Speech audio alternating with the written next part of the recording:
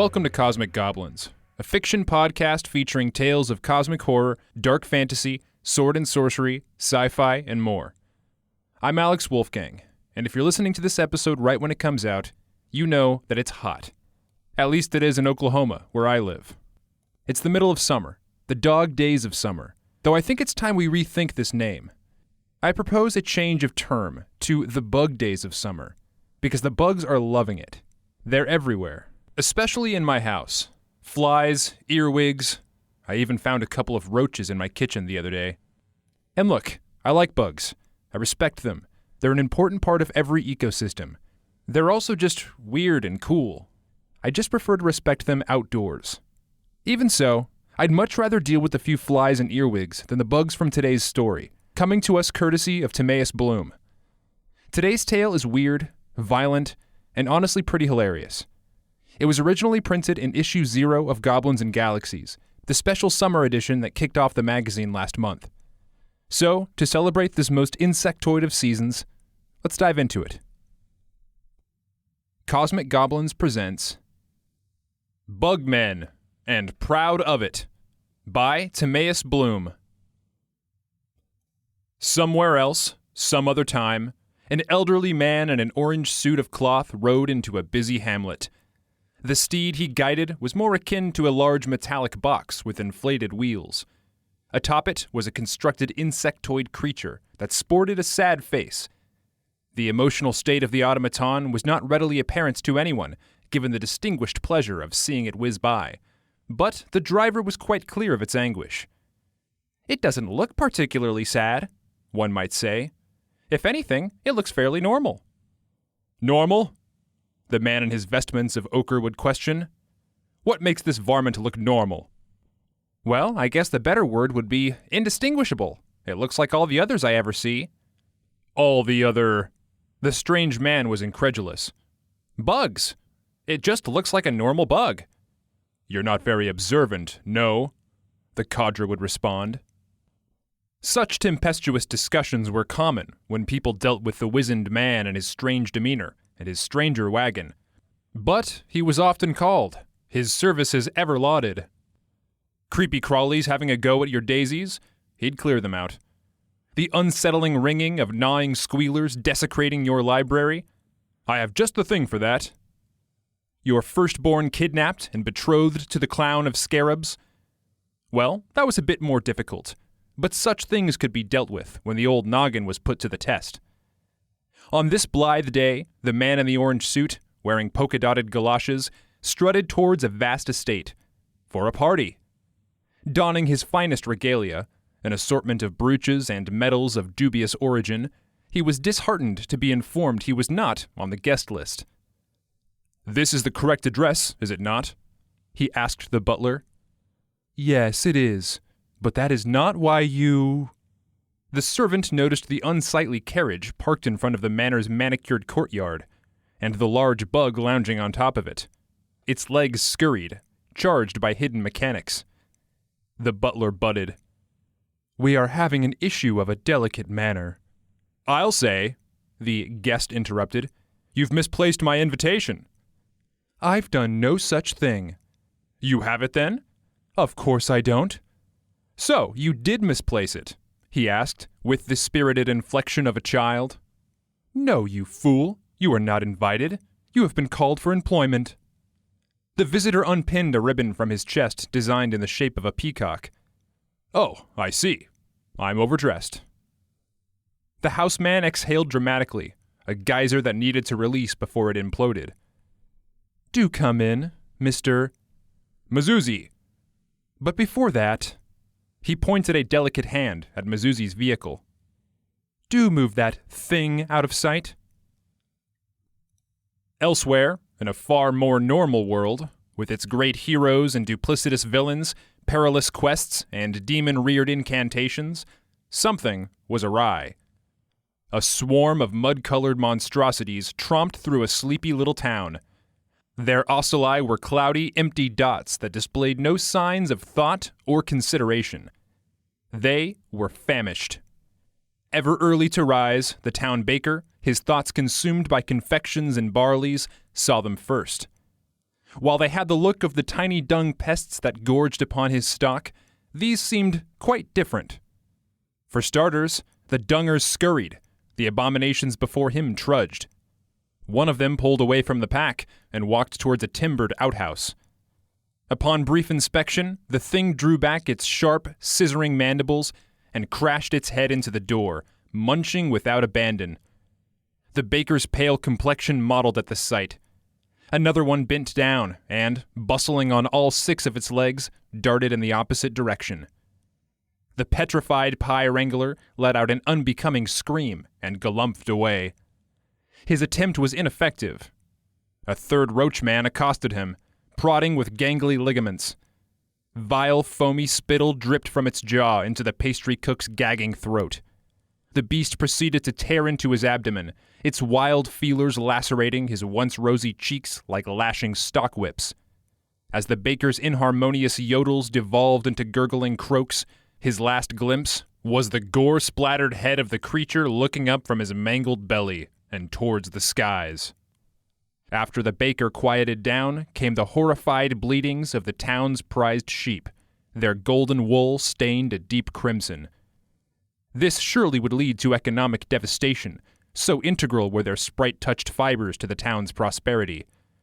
The lone remaining lamb, baaing in desperation, was saved by a brown monster pausing in its onslaught to peek a gander upwards. The sheep jumped over the fence. An elderly couple, immersed in their favorite pastime of critiquing each other's peccadillos, were miraculously left speechless when a nasty, multi-limbed grotesquerie was found gnawing at their straw mattress. A bedbug. "In our own bed, Nordok?" one spoke. "I've never seen that before in my life, Talda," the other said.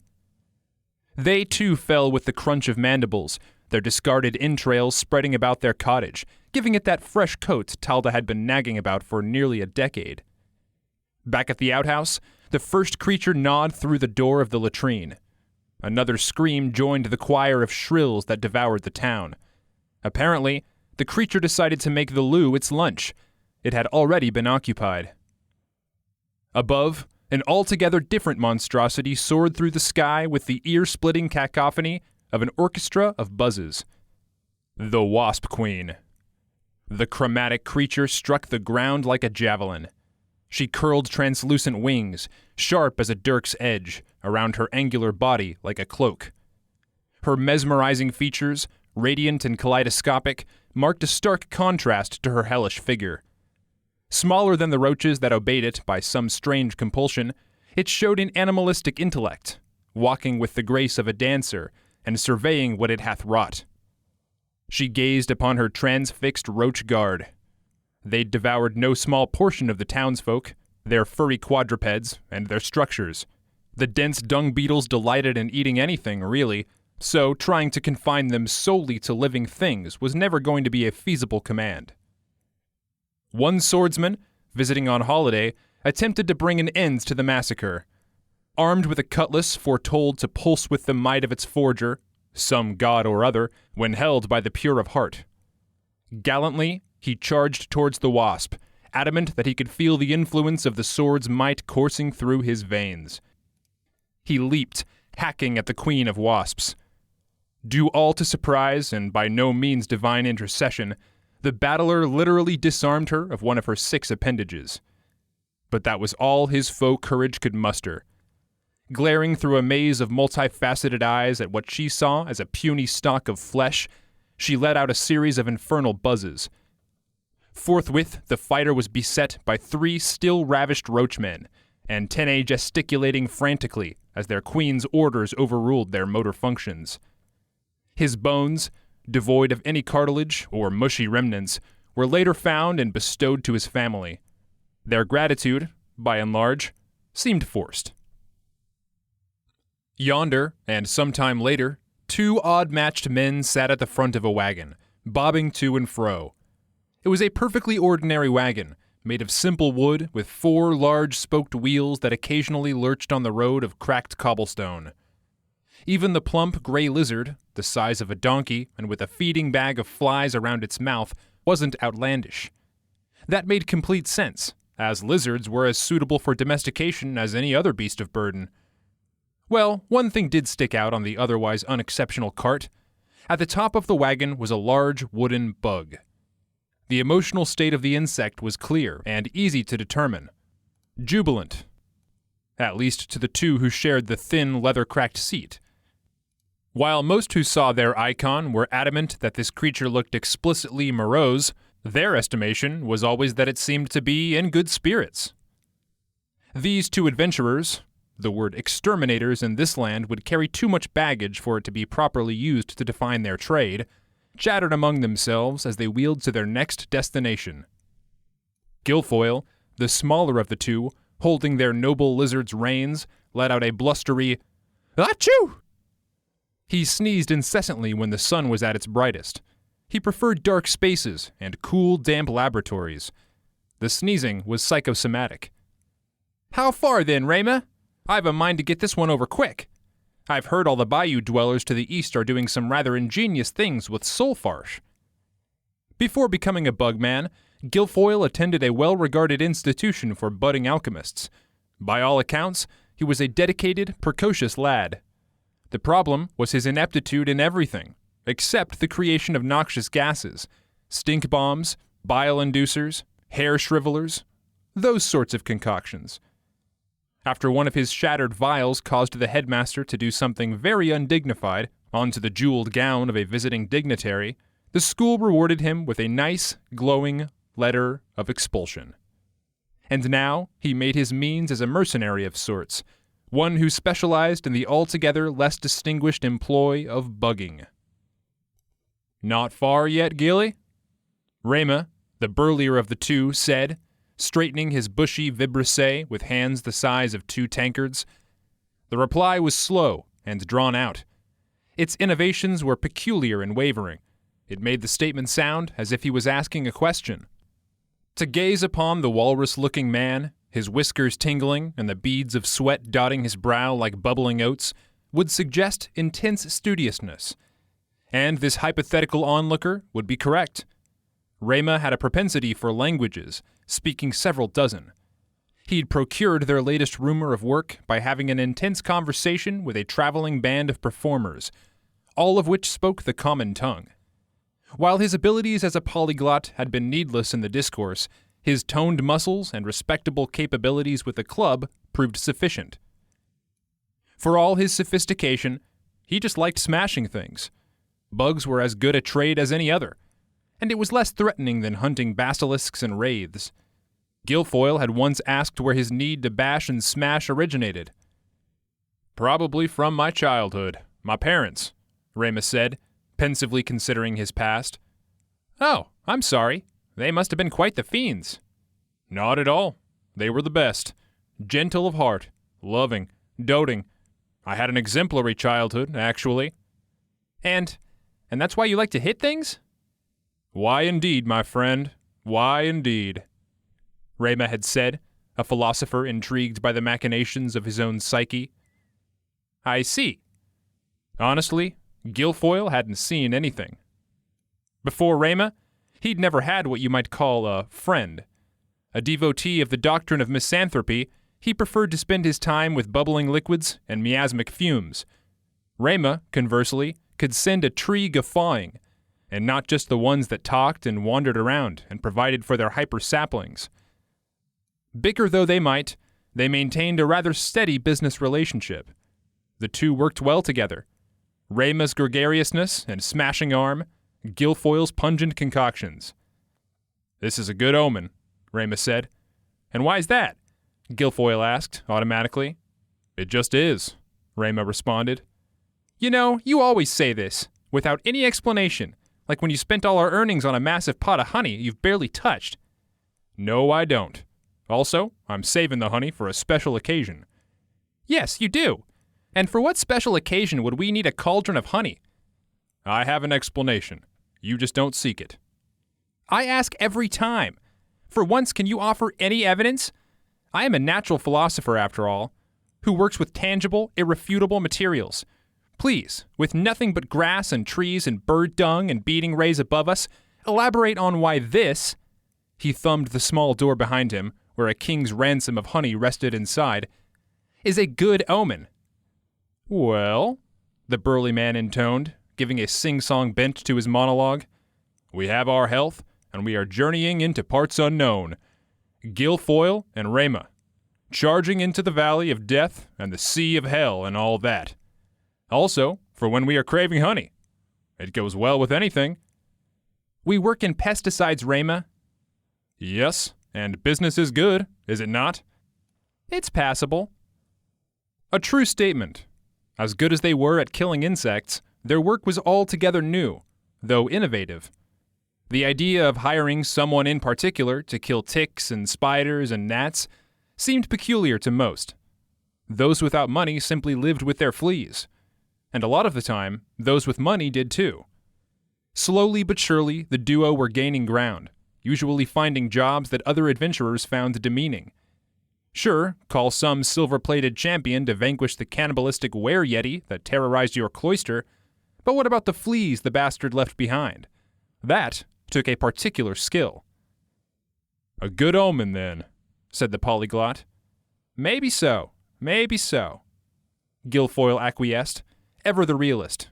In simpler terms, a mood killer. Several long hours later, the cozy, picturesque countryside through which they rambled changed drastically. A charming, rustic painting ruined by a splotch of ink carelessly tipped over.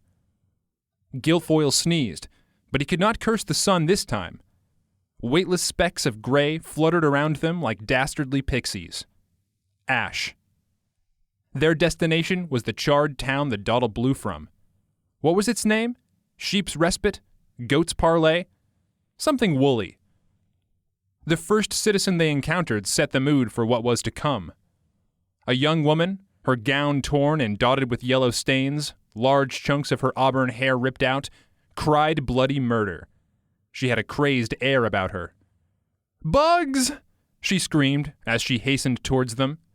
She repeated herself. "Bugs! They've taken our town!" Rayma, the more personable of the twain, removed his feathered cap in a grand gesture. "And we are here to lay waste to them. Fear not." She ran towards their wagon, her demeanor seeming to calm, but only for a moment. Puffs of dirt erupted from her feet as she skidded to a sharp halt. Guilfoyle cleared his throat and chimed in. "Ahem! Yes, we have been told your town is in need of... Hello, miss?" She stared past them blankly, her head inclined upwards, like a cat transfixed by a dancing whippoorwill. "My dear?" Rayma called out. "Yoo-hoo!" Guilfoyle added, waving his hands at her. She looked at the wooden bug, the mascot that gave their work its visual component, and screamed to high hell before darting away from them with the speed of an 8-legged courier. "This is not a good omen," Rayma remarked. Ages and starlit pathways away, probably, the elderly eccentric in his polka-dotted galoshes stared at a colorless hive hanging from an overgrown lamppost within a white gazebo. Tracing the path of the army of roaches infesting the manor proved a difficult task for him. Normally, his ability to communicate with bugs made curing a home child's play. But there was something about these roaches.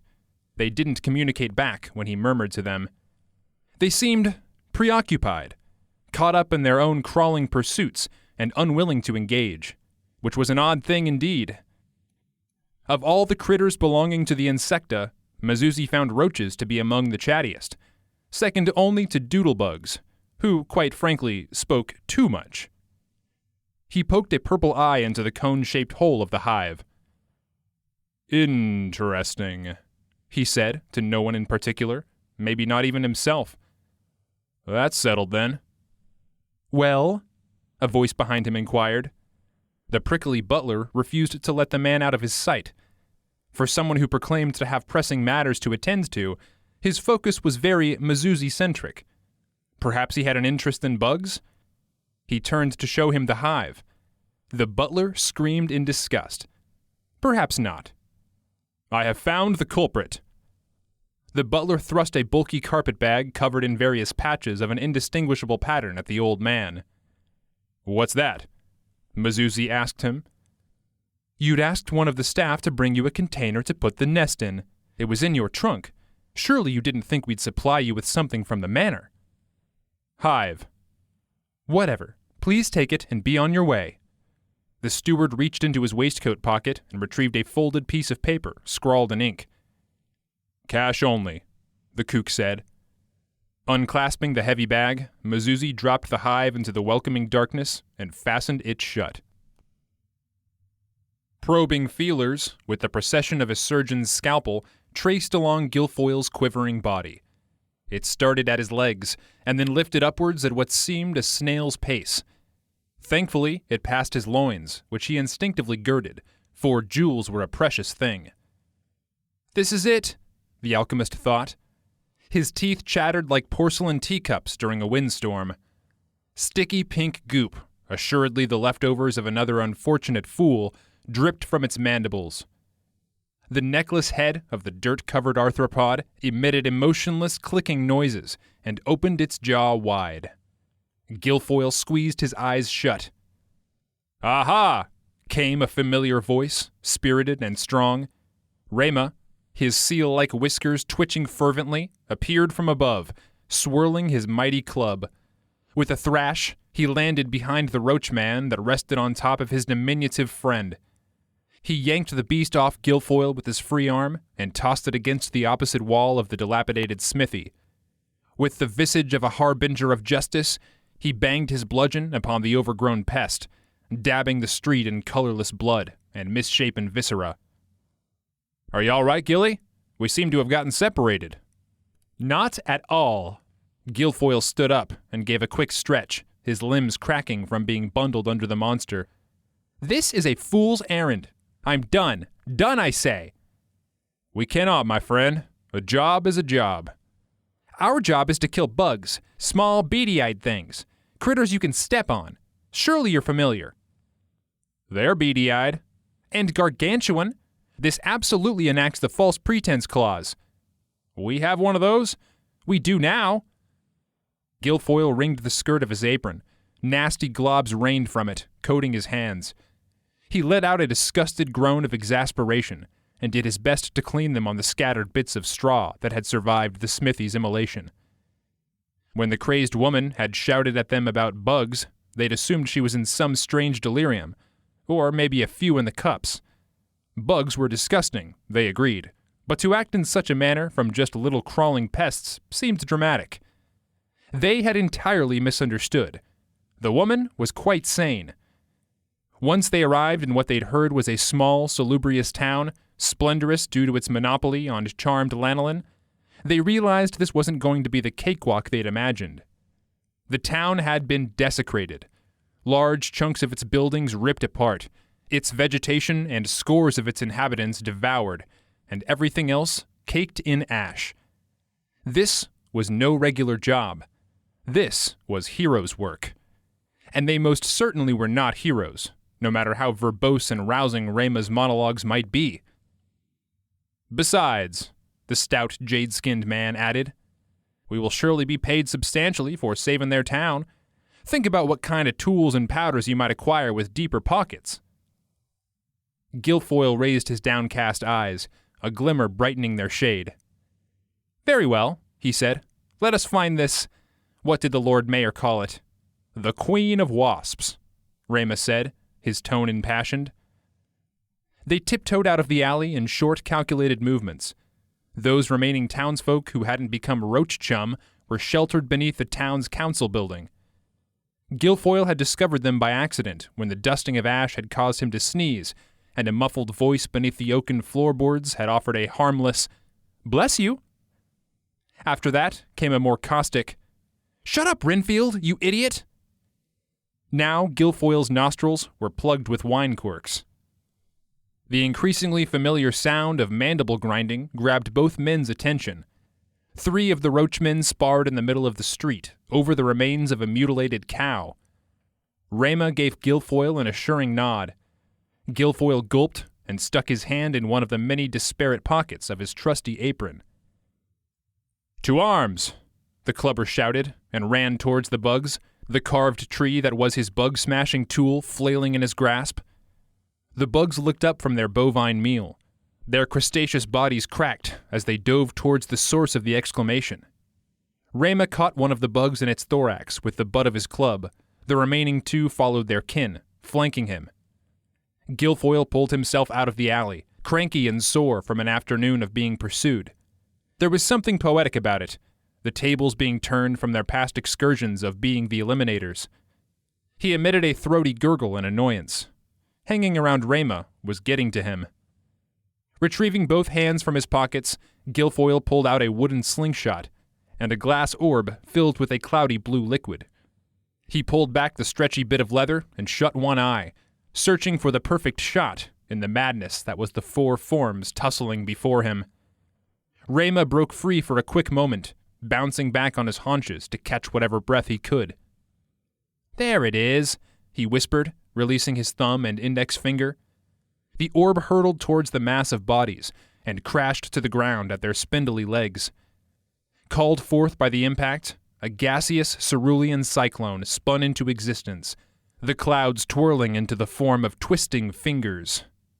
The miasmic mess grasped onto the three insectoid warriors and retreated into their nervous system, paralyzing them and causing them to cry out in nasty, uncomfortable screeches.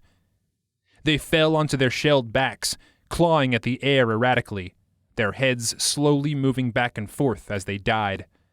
A yellow liquid oozed out of their eyes. Guilfoyle uncharacteristically punched a fist into the air in jubilation of an experiment gone well. If only his old instructors could see him now. Well, their opinions would be the same, probably. He was still playing with noxious gases. Rayma joined up with him.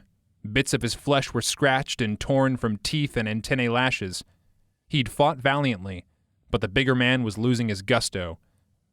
Their repose was altogether much too brief. The ear-piercing buzzing sound of dozens of wings lacerated the quiet they'd achieved. Above them, they saw it. A bejeweled hunter diving to the earth like a prismatic bolt of lightning. Jogging beneath it was a troop of mud-colored bugs, salivating and feral. Guilfoyle deduced that the Queen of Wasps maintained some sort of control over the zombie-like beasts. They'd felled many of the roachmen during their pursuit of purification, but their numbers seemed endless. "We can't do it, buddy," the short thaumaturge said. "Agreed," the tall linguist answered. "Let us make haste to the wagon." Guilfoyle was surprised at his friend's downtrodden tone. To stay here was dull-witted, but he understood that didn't change Rayma's feelings, his pride and bizarre gallantry that he brought to the insignificant task of being Bugmen.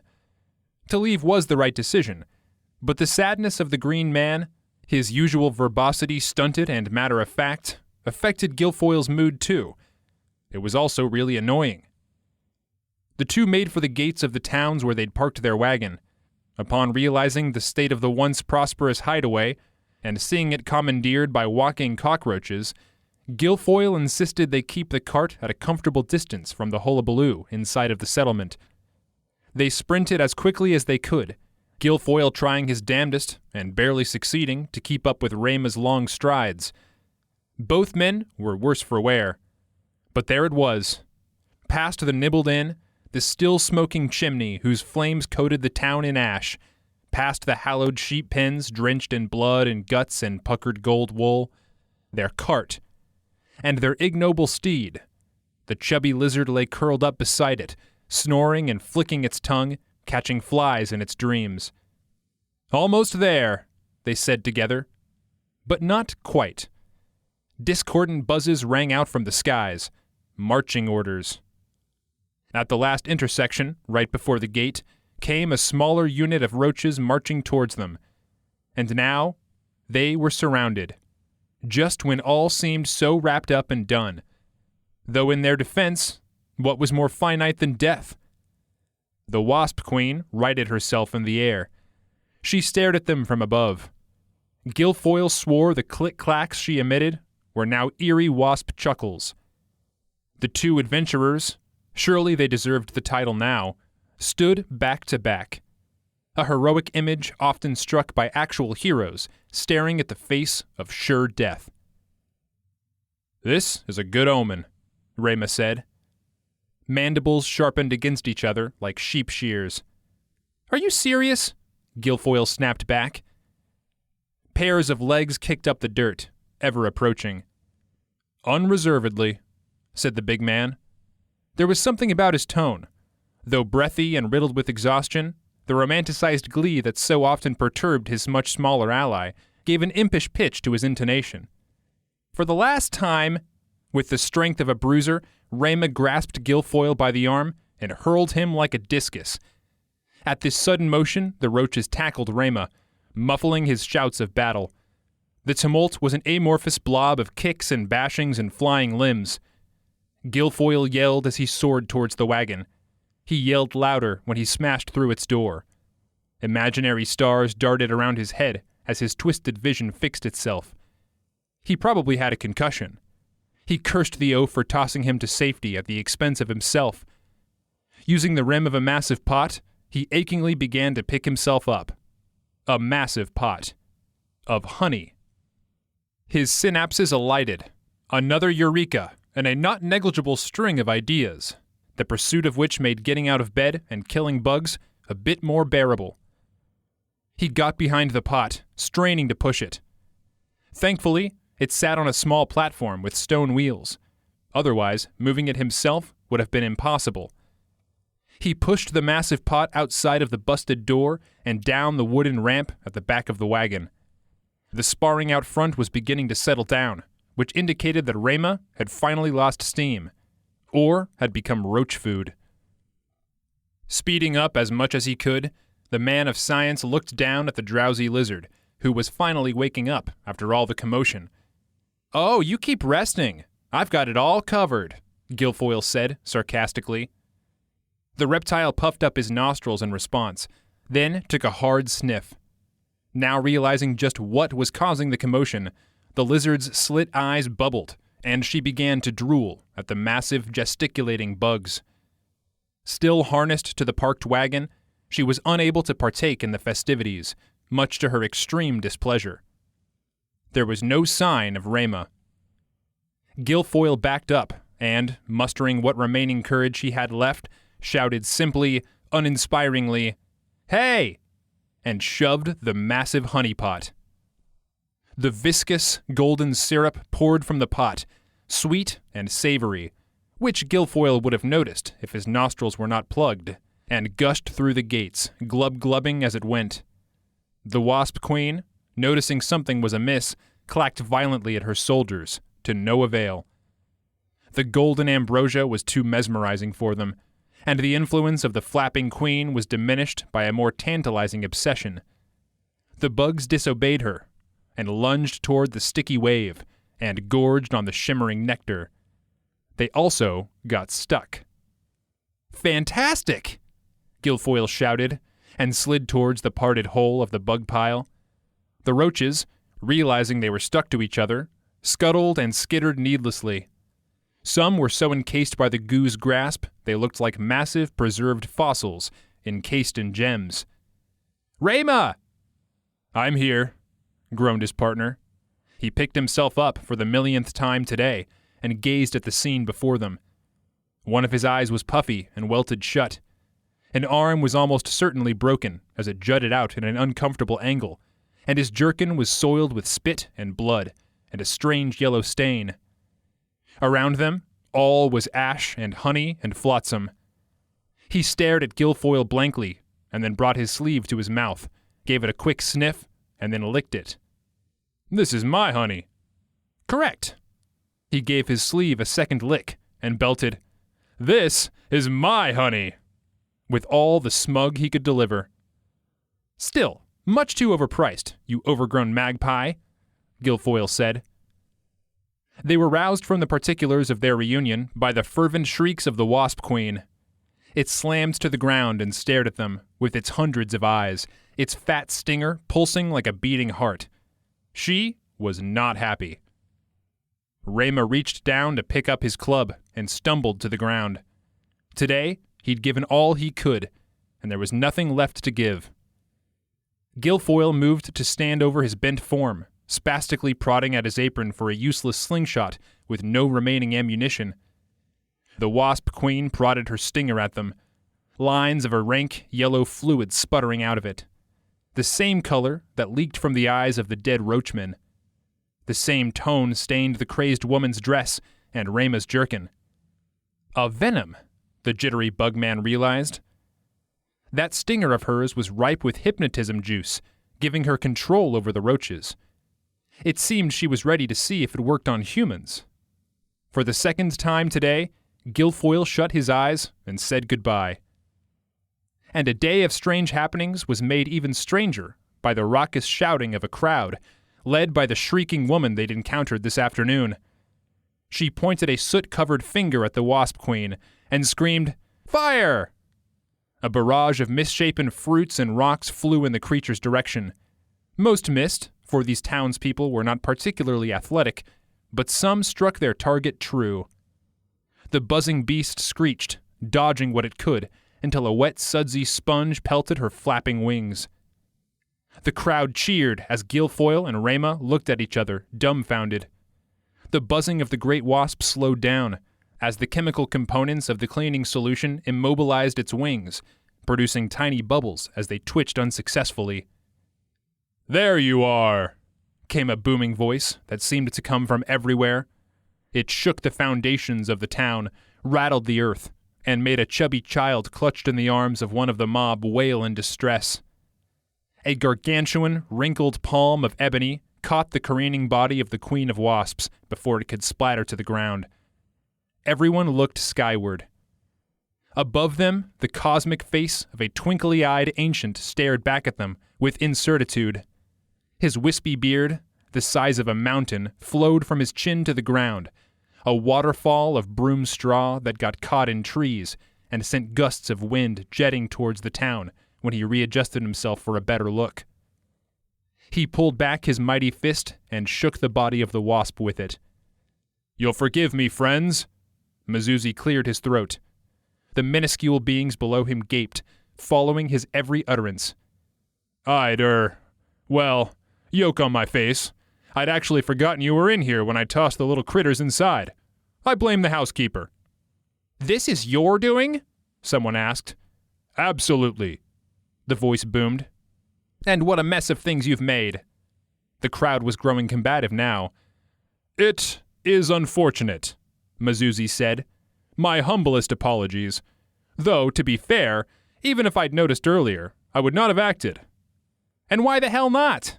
That was Guilfoyle. "I cannot intervene in the affairs of man to such a significant decree. Deus ex machinas and all that." "Deus text what?" "Deus... Oh, never mind. It's just the rules. I helped write them, in fact." "That's a very stupid rule," Rayma said, followed by a muttered, "Ow." Add broken ribs to his list of ailments. "No need to be snotty about it," Mazuzi spoke, offense taken. "And how do you plan to make this right?" "Well, the comeback is always stronger than the setback, so they say." "What?" And then the giant face quickly withdrew, befuddled and lost in its own thoughts.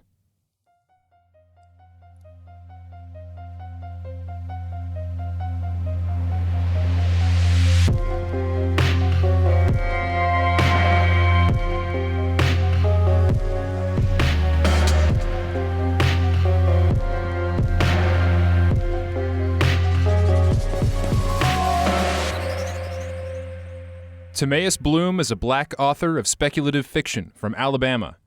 A fan of the strange and fantastical, he spends his free time laboring over just what to do with his free time. You can find his words in Howls from the Wreckage, the Nightlight Podcast, and Beyond the Bounds of Infinity. He is also the co-editor of Howls from the Crime Scene, an anthology of crime horror, released in 2024. This concludes Episode 2 of Cosmic Goblins. If you enjoyed today's story, check out Issue 0 of Goblins Galaxies, and keep an eye out for Issue 1 coming out this autumn. If you want horror, check out its sister publication, Cosmic Horror Monthly. Episode 3 of Cosmic Goblins will feature a story from Cosmic Horror Monthly, so tune back in a couple of weeks. Cosmic Goblins is a production of Randolph Literary Press. Music by Tyler Macklemore. Thanks for listening. I'm Alex Wolfgang, and I hope you'll join us next time for episode 3.